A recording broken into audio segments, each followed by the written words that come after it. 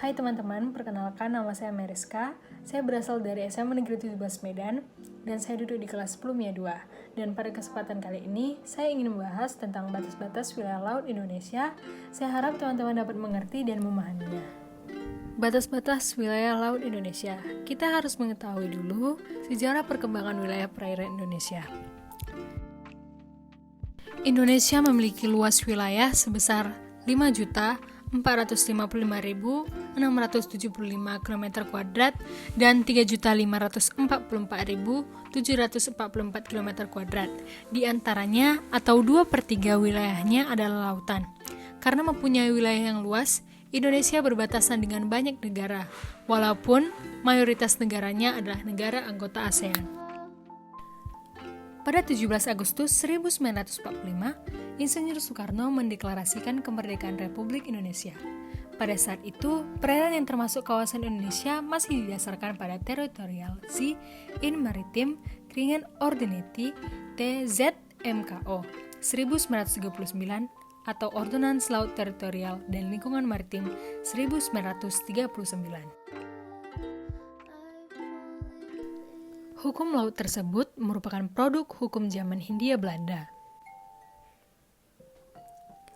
Berdasarkan hukum tersebut, batas wilayah teritorial laut Indonesia hanya sebesar 3 mil atau 4,8 km dari garis pantai. Jadi, sebagian besar perairan yang berada di antara pulau-pulau di Indonesia itu merupakan perairan internasional, wilayah perairan teritorial Indonesia ketika merdeka.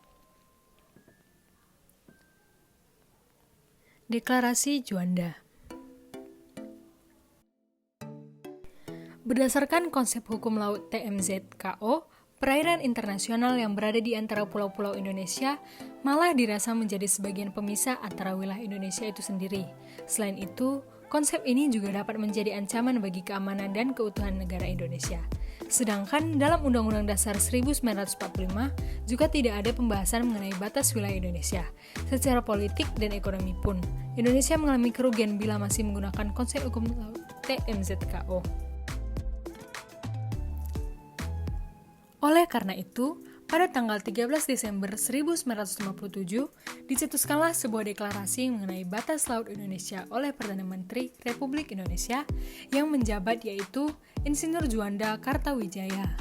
Deklarasi tersebut berisikan sebagai berikut.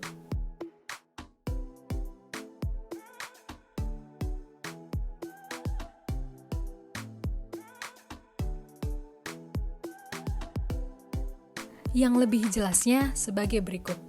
Semua perairan di sekitar, di antara, dan yang menghubungkan pulau-pulau atau bagian pulau-pulau yang termasuk daratan negara Republik Indonesia dengan tidak memandang luas atau lebarnya adalah bagian dari wilayah negara Republik Indonesia dan dengan demikian merupakan bagian dari perairan nasional yang berada di bawah kedaulatan mutlak negara Republik Indonesia.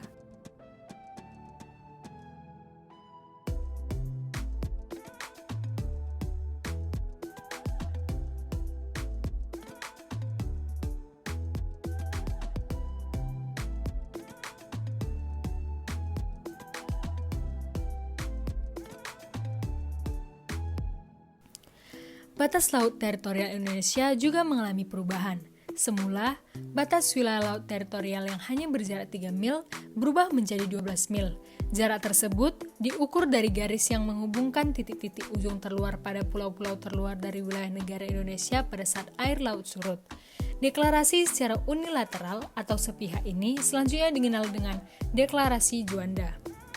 Kemudian, deklarasi tersebut disahkan melalui Undang-Undang Nomor 4 PRP tahun 1960 tentang perairan Indonesia. Oleh karena itu, wilayah laut Indonesia yang semula 1 juta km persegi bertambah menjadi 3,1 juta km persegi.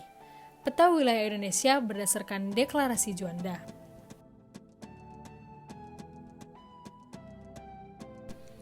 Kemudian, adanya pengesahan UNCLOS 1982.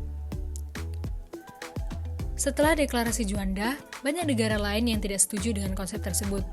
Tentangan tersebut umumnya dari negara yang memiliki kepentingan maritim dan merasa terganggu, sehingga pemerintah Indonesia terus berjuang dengan mengerahkan ahli hukum lautnya dalam forum-forum internasional supaya konsepsi wawasan Nusantara dapat diakui oleh negara lain.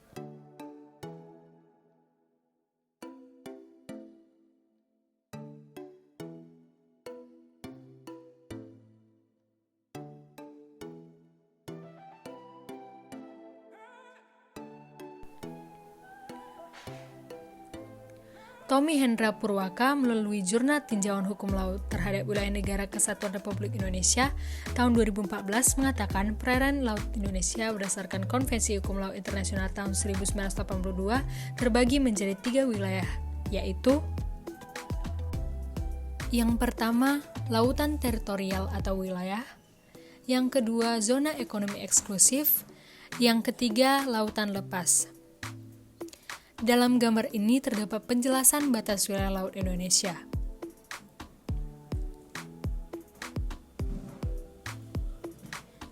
Dan saya akan menjelaskan yang pertama, laut teritorial atau territorial sea. Perairan sepanjang 12 mil laut diukur dari garis pangkal kepulauan di mana Indonesia memiliki kedaulatan penuh atas wilayah laut, dasar laut, subsoil, dan udara berikut sumber daya alam yang terkandung di dalamnya.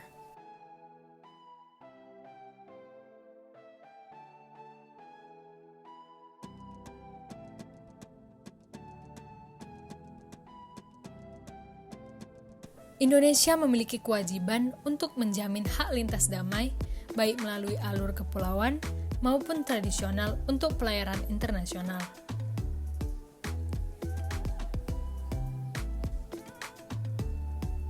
Yang kedua, zona ekonomi eksklusif atau Exclusive Economic Zone.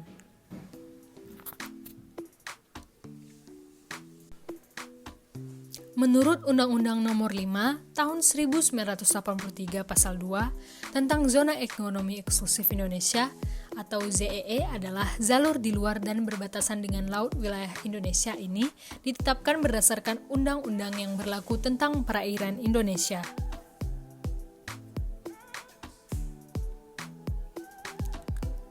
Perairan meliputi dasar laut, tanah di bawahnya, dan air di atasnya dengan batas terluar 200 mil laut diukur dari garis pangkal laut wilayah Indonesia.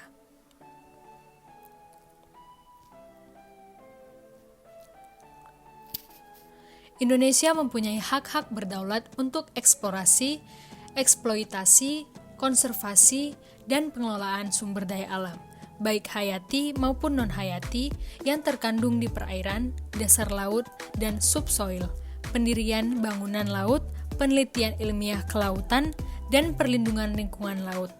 Perairan ZEE berstatus lepas, demikian juga status udara di atasnya. Di wilayah tersebut, pelayaran dan penerbangan bebas untuk dilakukan.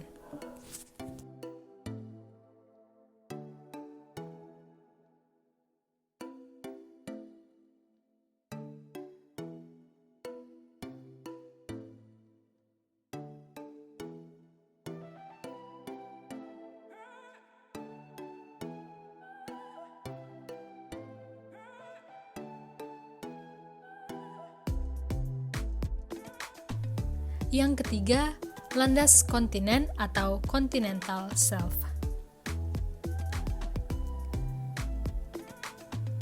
Wilayah dasar laut termasuk subsoil yang merupakan keberlanjutan alamiah dari daratan Pulau Indonesia.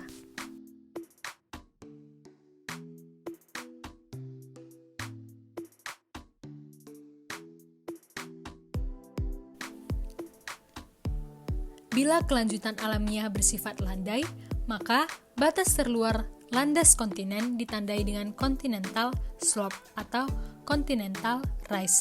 Namun, jika kelanjutan alamiah bersifat curam, tidak jauh dari letak garis pangkal kepulauan, maka batas terluar landas kontinen berimpit dengan batas luar ZEE.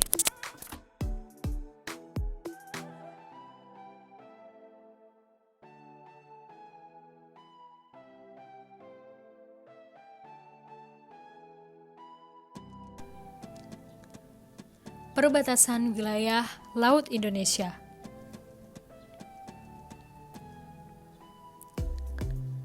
Batas wilayah laut Indonesia sebagian di utara, sebagian besar berbatasan dengan negara tetangga, seperti India, landasan kontinen, Thailand, landasan kontinen, dan Malaysia, batas laut teritorial dan landasan kontinen.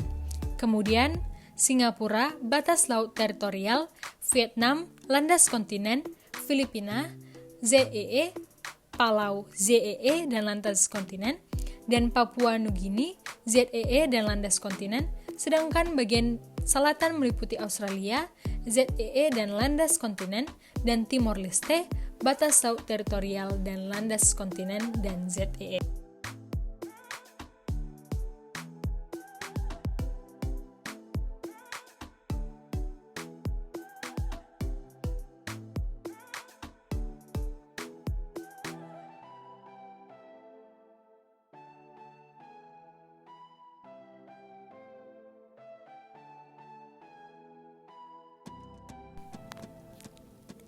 Kebijakan Kelautan Nasional.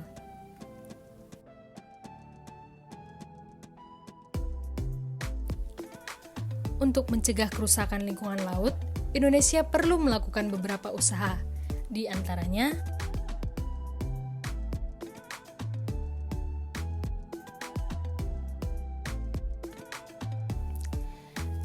yang pertama, membatasi penggunaan alat penangkapan ikan yang merusak lingkungan laut. Yang kedua, alat penangkapan ikan seperti pukat harimau dilarang keras untuk digunakan. Yang ketiga, memperhatikan daerah, jalur, dan musim penangkapan ikan. Yang keempat, mencegah pencemaran dan kerusakan, melakukan rehabilitasi, dan melakukan budidaya sumber daya ikan. Yang kelima, membatasi daerah penangkapan. Dan yang terakhir, membuat undang-undang untuk melindungi penyu dan melindungi pantai yang digunakan habitat penyu.